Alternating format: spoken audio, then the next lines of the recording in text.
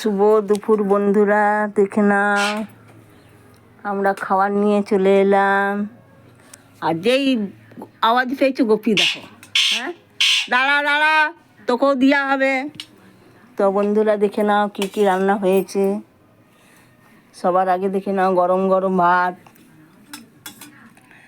আর এটা আলু দিয়ে মুরগির মাংস মাখা মাখা, খুবই ভালো লাগে।